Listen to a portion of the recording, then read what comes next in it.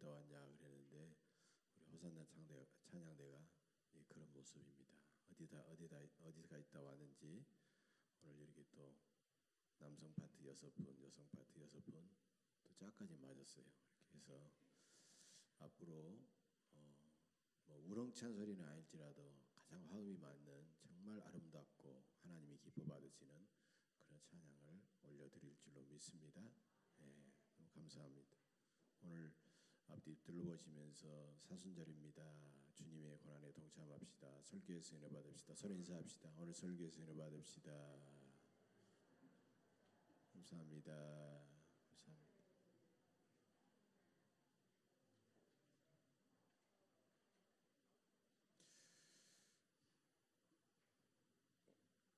몇 년 전 인터넷 공간에서 네티즌들이 우리 인생을 나이별로 재미있게 묘사를 했더라고요. 이제 브라보 마이 라이프라는 그런 제목으로 묘사를 했는데 상당히 저도 재밌고 공감이 가서 여러분들에게 한번 소개하고 싶습니다. 브라보 마이 라이프. 한 살 자고 또 자고 잠에 푹 빠져버린다. 2살 기어가느냐 걸어가느냐 그것이 문제로다. 3살 때를 쓰면 엄마가 들어주기도 하고 야단치기도 해서 헷갈린다. 그 다음에 5살 이제는 가끔 투정 부리면 우유가 오는 것이 아니라 회초리가 돌아온다. 12살 방학 숙제도 하루에 할 수 있다. 14살 이제 엄마가 사준 옷은 더 이상 입기가 싫다. 19살보다는 고3으로 자주 불리운다. 21살 교복을 벗자 군복을 입혀주더라. 24살 꿈을 꾸려면 잠을 자야 하고 꿈을 이루려면 잠을 자지 않아야 한다. 33살 주변을 둘러보면 노총각 노처녀들 뿐이다. 40살 나이를 물어보면 40살 나이를 물어보면 만으로 아직도 30대야 라고 대답한다. 45살 자기의 말은 많아지고 남의 말은 듣지를 않는다. 47살 젊어 보인다는 말이 최고의 칭찬이다. 50살 요즘 아이들의 유행을 도저히 따라갈 수가 없다. 53살 촌스러웠던 꽃무늬도 이제는 필수품이 되었다. 56살 동네 아이들이 인사할 때 할아버지라고 불러야 할지 아저씨라고 불러야 할지 고민한다. 61살 드디어 말로만 듣던 환갑잔치 환갑여행. 66살 지하철을 무료로 탈 수 있다. 68살 말을 적게 해야 대접을 받는다. 71살 질병도 인생의 일부가 되는 시기. 77살 자신을 지탱해온 보잘것없는 것들이 자랑스럽다. 81살 이제는 80을 넘기고 보니 더 오래 살고 싶다.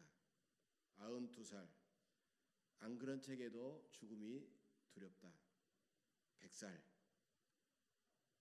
인생은 그 자체로 아름답고 황홀한 여행이었다. 어떤 내용은 시대가 안 맞는 내용이다. 공감이 안 가기도 하고 어떤 내용은 그러네 하고 공감이 가는 그런 내용도 있을 겁니다. 바로 이것이 인생을 열심히 살아온 사람의 인생 역정이다라고 말할 수가 있죠. 고대 그리스 신화에 보면 스핑크스 신화가 있죠. 스핑크스가 사람이 지나가면 수수께끼를 내고 맞추면 보내고 틀리면 그 자리에서 죽이는 스핑크스가 냈던 그 수수께끼는 우리가 알고 있죠. 아침에는 4발로 걷고 점심때는 2발로 걷고 저녁때는 3발로 걷는 것이 무엇이냐. 도무지 알 수가 있어야죠. 인생이라는 것을 확대시켜 보면 그렇구나 하고 깨닫게 되는 것이죠. 요아기 때는 4발로 걷기 때문에 4발로 기어가기 때문에 네 손과 발로 기어가기 때문에 4발로 걷는 것이고 점심때는 이제는 두 발로 서기 때문에 두 발로 걷는 것이고, 저녁 때는 이제는 지팡이가 필요하기 때문에 세 발로 걷는, 바로 인생을 가리키고 있는 것입니다. 왜 그러면 스핑크스가 죽였을까요? 사람이라는 정답을 알아맞히지 못하기 때문에 죽은 것이 아니라 인생의 빠름과 인생의 허무함을 깨닫지 못하면 너는 진정 인생을 진지하게 성실하게 살아갈 자격이 없다 하고 그 사람을 죽였다는 것입니다.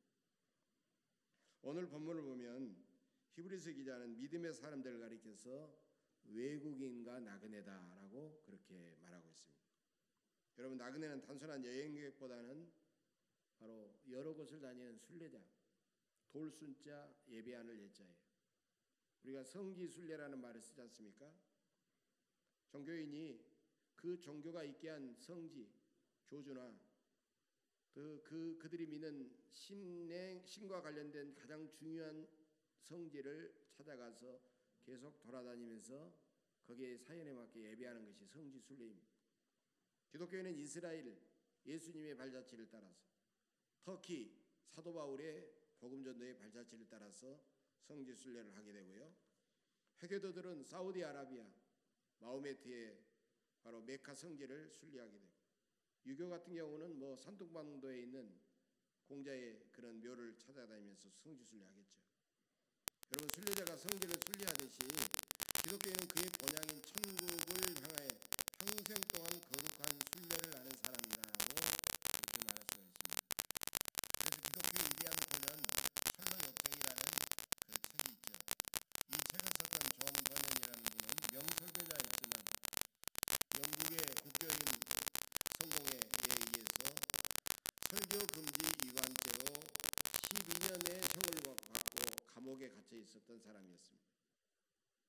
존 버년은 감옥살이를 하면서도 수없이 많은 성경을 밤낮으로 읽게 되었고, 거의 성경 전체를 암송할 만큼 그렇게 알게 됩니다. 그래서 존 버년은 은혜를 받고 죄인의 개수에게 넘치는 은혜 등 무려 60여 권의 책을 감옥에서 집필을 하게 됩니다. 그리고 1667년부터 5년 동안 지금까지 성경 다음으로 많이 팔리고 성경 다음으로 많이 읽히고 있는 이 철로역정이라는 책을 쓰게 되었습니다.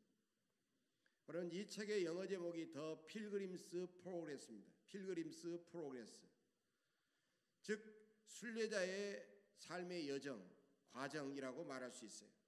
기독교인은 이 험난한 세상에서 저 천국의 문을 향하여 점점 가까이 다가가는 나그네요 순례자다라는 그런 뜻입니다. 철로역정을 열면 한 사람이 광야 같은 세상을 살면서 조그만 동굴에 도착해서 꿈을 꾸게 됩니다. 꿈속에서 남루한 옷을 입은 한 남자가 큰 짐을 지고 책을 읽더니 아이고 내가 어찌할꼬 하고 탄식하고 부르짖는 그런 광경이 나옵니다. 여기서 꿈을 꾼 사람은 바로 존 버년 그 자신이고, 동굴은 존 버년이 12년 동안 갇혀있는 베드포드 감옥을 의미하고, 남루한 옷은 사람들이 하나님 앞에서 사람들 앞에 자랑하던 자기의 의로움, 인간적인 선행이나 자기의 의로움을 말하는 것이고, 큰 짐은 바로 죄악의 무거운 짐을 의미하고 있다는 것입니다. 존 버년은 이 꿈이라는 형식을 통해서 주인공 기독도가, 그래서 여기서 우리가 보통 기독교인 크리스찬 이렇게 하는데 그냥 번역할 때는 기독도라고 번역해요. 크리스찬 기독도가 장망성, 즉 장래의 망할 성, 그래서 장망성이라고 말을 쓰죠. 장망성인 이 세상을 떠나서 수많은 고난과 박해와 유혹이 깔려있는 험난한 길을 지나가서 마침내 자신의 본래의 고향인 본향인 천국에 이르는 과정을 세세하게 묘사하고 있다는 것입니다. 주인공 기독도는 이 세상의 모든 기독교인을 가리키고 있습니다. 고독한 순례자 기독도는 절망의 수렁에 빠지기도 하고, 좁은 문을 지나 좁은 길을 가기도 하고, 허영의 저작거리를 가기도 하고, 이단과 고난의 산을 넘기도 하고, 죽음의 어두운 강을 건너서 마침내 저 천국 문 앞에 이르게 된다라는 것입니다. 우리 인생도 저 기독도처럼 나그네요 순례자임을 우리가 기억해야 된다는 것입니다. 방랑시인 김삿갓에 이런 이야기가 있습니다. 김삿갓이 해가 서산으로 저물어 가자 어느 마을에 대골 같은 큰 집을 찾아가서 문을 두드리며 주인장 어른에게 하룻밤 이 집에서 묵어갈 수 있게 해달라고 그렇게 사정을 합니다. 그러자 집주인은 쌀쌀맞게 우리 집은 여관이 아니니 저쪽에 보이는 저 객주집에 가서 쉬라고 거기서 묵으라고 그렇게 거절을 합니다. 그러자 김삿갓은 그 집주인에게 이렇게 말하죠. 주인 어르신, 이 큰 집에서 몇 대째 살아오고 계십니까? 그렇게 묻습니다. 그러자 집주인이 16대 주상부터 저까지 이 집에서 살아오고 있습니다라고 대답을 합니다. 그러자 그러면 16대 조상들부터 이 집에 다 살아 계십니까? 하고 묻습니다. 그러자 아니요, 다 세상을 떠나고 제가 이제 16대인데 15대인 우리 아버지도 떠나고 저 혼자 이렇게 살아 있습니다라고 대답합니다. 그러자 김삿갓이 이렇게 말하죠. 주인 어르신, 주인도 이 집에서 잠시 머무르다가 떠나갈 나그네요. 나도 길을 지나다가 잠시 들린 나그네면 주인 어르신이라 나나 똑같은 나그네이니 나그네끼리 함께 이 밤을 함께 대화를 나누면서 함께 쉬십시다. 생각해보니까 그 말이 맞거든요. 그래서 주인 어르신이 들어오세요 해가지고 걸게 밥을 차려주고 하룻밤을 지냈다라는 그런 이야기가 있습니다. 여러분, 인간은 나그네요. 이 땅은 여관방이요 하나님은 여관방 주인이니 나그네 같은 우리는 이 땅에 잠시 살다가 마지막에는 우리가 가졌던 모든 것들을 다 버려두고 우리는 떠나가야 하는 것입니다. 우리 인생의 임대 기간은 겨우 100년도 되지 않는다는 것입니다. 예전에는 요즘은 모텔이나 호텔 같은 데는 숙박계를 쓰지 않지만 허름한 여관이나 또 여인숙 같은 데 들어가면 옛날에는 숙박계를 저도 여러 번 써본 기억이 납니다. 숙박계는 3가지가 들어있습니다. 당신은 어디서 왔느냐? 바로 출신지입니다. 당신은 무엇하러 왔느냐? 사명과 목적입니다. 그리고 이 밤을 지내고 내일은 당신은 어디를 가느냐? 다음 목적지요 행선지입니다. 우리도 어디에서 무엇을 하러 왔고 어디로 갈 예정입니까? 여러분, 우리의 믿음의 조상 아브라함은 찬란한 고대 문명지 저 유브라데스 강가의 갈대아 우르라는 비옥한 지역에서 살았습니다. 결코 그 지역은 떠날 수 없는 비옥한 땅이었습니다. 그런데 어느 날 하나님은 아브라함에게 나타나서 너는 너의 고향과 친척과 아버지의 집을 떠나 내가 내게 보여줄 땅으로 가라고 그렇게 명령했습니다.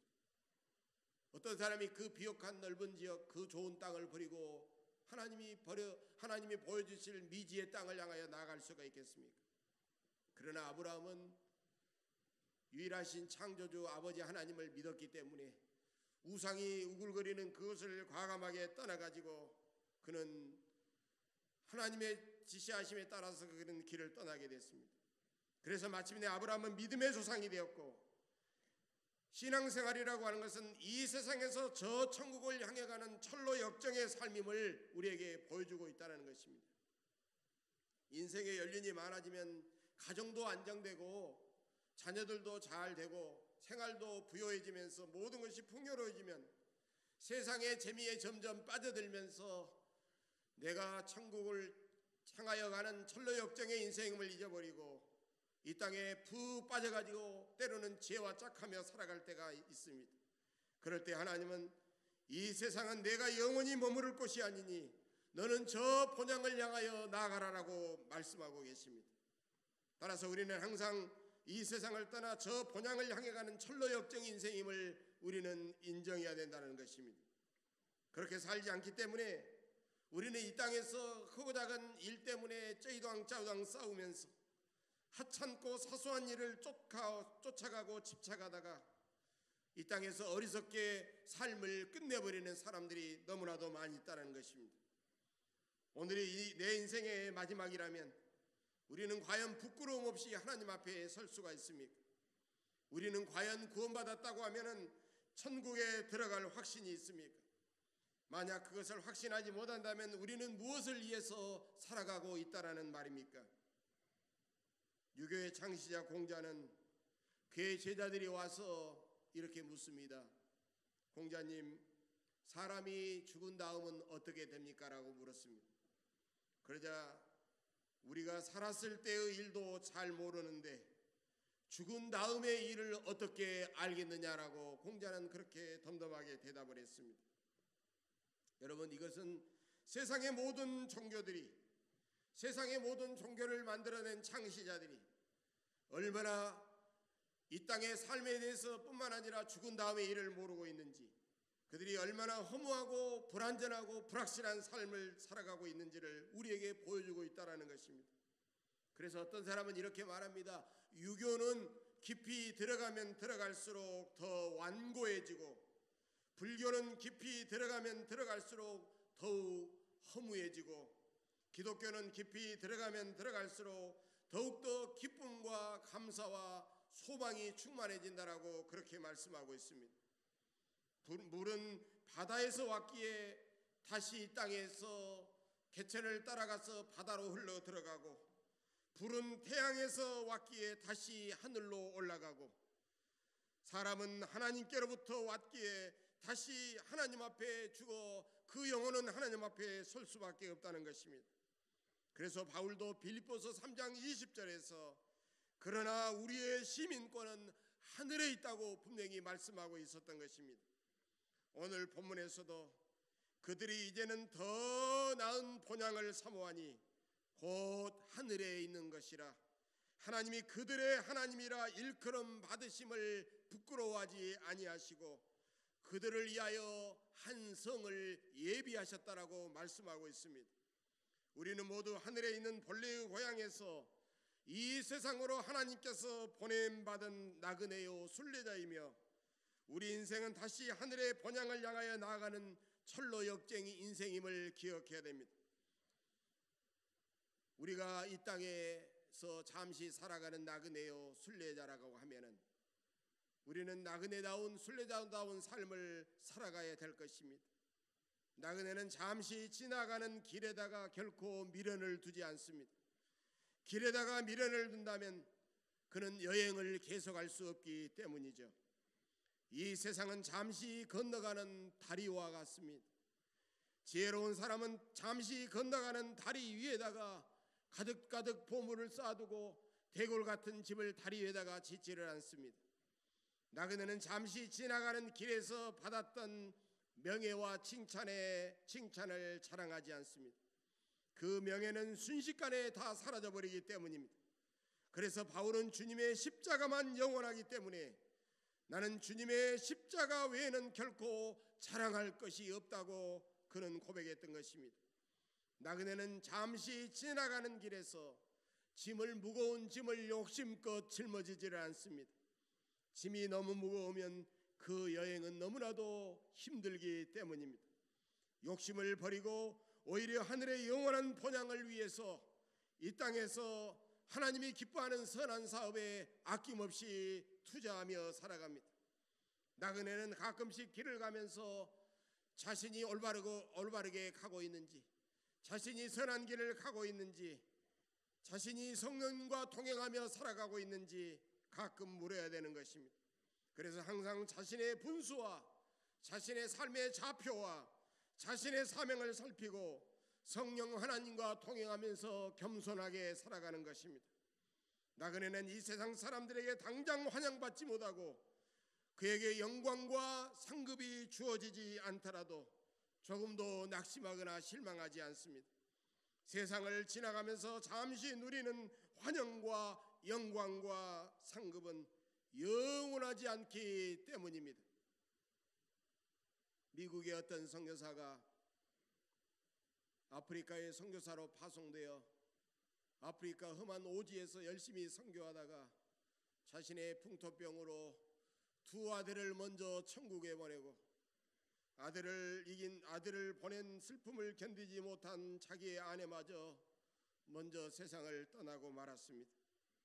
그 선교사는 커다란 슬픔과 고통 가운데 남은 선교 사역을 잘 마치고 미국으로 돌아오고 있었습니다. 그런데 그 선교사가 탄 여객선에는 미국의 유명한 누스벨트 대통령이 타고 있었습니다. 누스벨트 대통령은 아프리카로 휴가를 가서 그곳에서 사냥도 하고 그곳에서 즐기다가 이제는 휴가를 마치고 그 여객선을 타고 미국으로 돌아오고 있었습니다. 그래서 항구에 도착하자 그 대통령 앞에 붉은 카페트가 깔려 있었고 군악대 연주와 함께 수많은 국민들이 손에 성조기를 들고 대통령을 환영하고 있었습니다. 가장 먼저 배에서 내린 누즈벨트 대통령이 열렬하게 환영하는 인파 사이로 지나가자 붉은 카페트가 걷히고 군악대 연주도 멈추고 그 많던 환영 인파도 다 사라졌습니다.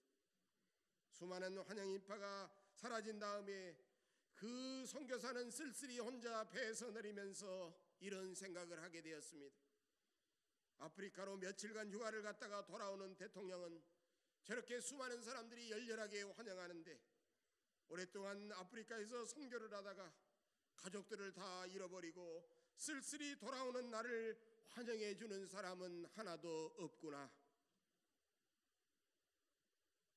터벅터벅 외롭게 내려오고 있는 그 선교사에게 하늘에서 이런 음성이 들려왔습니다.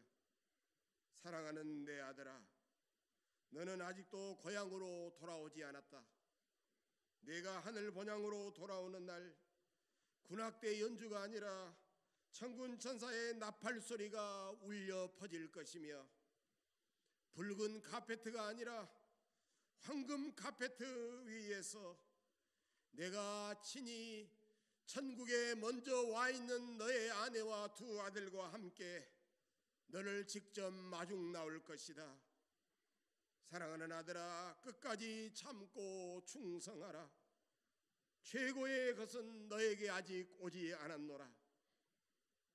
이 선교사는 이 음성을 듣자 감격의 눈물을 펑펑 쏟아 흘리면서 얼마 후에 그는 다시 아프리카로 돌아가서 선교사로서 죽을 때까지 충성을 다했다는 것입니다. 사랑하는 성도 여러분, 우리 인생은 천국으로 가는 길을 걸어가는 철로 역정 인생입니다. 가까운 사람들과 가족의 비난과 박해를 이겨내지 못하면 우리는 천국에 도착할 수 없습니다. 쉽게 낙심하고 절망해버리는 사람도 천국에 도착할 수 없습니다. 사탄의 온갖 유혹을 물리치지 못하는 사람도 천국에 도착할 수 없습니다. 나태의 무거운 깊은 잠에 든 사람도 천국에 도착할 수가 없습니다. 이단에 빠진 배교자도 꺼지지 않는 불못 유황불에 던져질 수밖에 없습니다.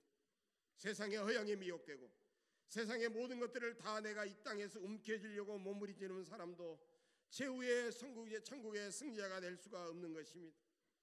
우리 영원하신 하늘의 아버지 하나님은 어린 양 예수님 때문에 고통당하고 예수님 때문에 이 땅에서 손해보고 예수님 때문에 희생당한 사람을 천국문 앞에서 두 팔 벌려 맞아주실 것입니다.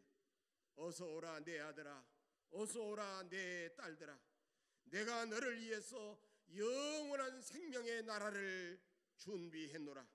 하나님은 천군 천사의 찬양과 함께 우리를 맞아주시고 우리를 위로하시고 영원하고 빛나는 면류관 상급을 우리에게 내려주실 것입니다. 우리의 믿음의 선배들은 이 땅에 육신의 생명을 초계같이 바쳐서 하늘의 영원한 생명을 받으셨습니다. 우리의 믿음의 선배들은 세상을 떠나면서 철로 역정의 삶을, 고단한 삶을 참으로 보람있고 행복하게 마치셨습니다. 그분들은 세상이 도저히 감당하지 못하는 믿음의 사람들이 되어 우리의 완전한 믿음의 롤 모델이 되셨습니다. 비록 그분들의 육체는 이 땅에서 죽었지만 아벨처럼 그 믿음으로써 지금도 우리에게 말씀하고 계십니다. 그분들은 가장 위대한 그리스도의 대사요, 가장 풍성한 그리스도의 편지요, 가장 아름답고 향기로운 그리스도의 향기가 되셨습니다. 여러분들께서도 지금부터 하나님을 더 뜨겁게 사랑하시고 이웃들을 더 뜨겁게 사랑하시고 한 영혼을 위해서 더 열심히 전도하시며 주의 몸된 교회를 섬기면서 인내하시고 그래서 철로 역정에 참으로 최후의 아름다운 승리자가 되시기를 주의 이름으로 간절히 축복합니다. 기도하겠습니다.